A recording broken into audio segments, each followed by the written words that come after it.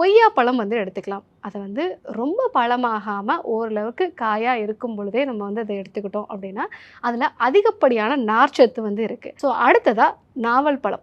So இந்த நாவல் பழம் அப்படிங்கிறது வந்து அதில இருக்கக்கூடிய ஆந்தோசயனின் அப்படிங்கிற ஒரு வேதிப்பொருள் வந்து நமக்கு இந்த ரத்த சர்க்கரைய வந்து கட்டுப்படுத்துறதுக்கு ரொம்பவே யூஸ்ஃபுல்லா இருக்கு. அது மட்டும் இல்லாம அடிக்கடி யூரின் போகக்கூடிய அந்த பிரச்சனையும் வந்து குறையும். அதே மாரி இன்சுலினோட அந்த சென்சிட்டிவிட்டியும் அதனுடைய செயல்திறனும் வந்து அதிகப்படுறத வந்து பார்க்கலாம்.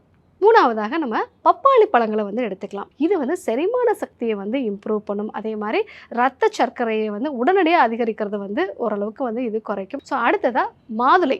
ஸோ மாதுளை அப்படிங்கிறது நாட்டு மாதுளை, விதை இருக்கக்கூடிய மாதுளை வந்து நம்ம எடுத்துக்கிறது நல்லது. அது வந்து ரத்த ஓட்டத்த வந்து அதிகப்படுத்துது.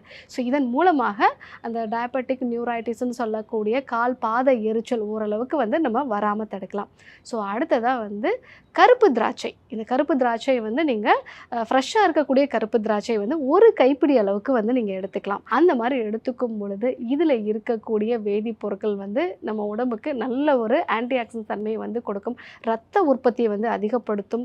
எனக்கு ரொம்ப வந்து சோர்வா இருக்குன்னு சொல்றவங்களும் இத வந்து பயன்படுத்தலாம். அதே மாரி வந்து சர்க்கரையோட பக்க விளைவுகளான கண் பார்வை நரம்பு குறைபாடு, அதே மாரி வந்து கிட்னில வந்து குறைபாடு உண்டாகிறது, அதே மாரி கால் நரம்புகள்ல வந்து பாதிப்பு உண்டாகிறது. இந்த பிரச்சனைகளையுமே வந்து குறைக்கிறதுக்கு நம்ம கருப்பு திராட்சையை வந்து பயன்படுத்தலாம்.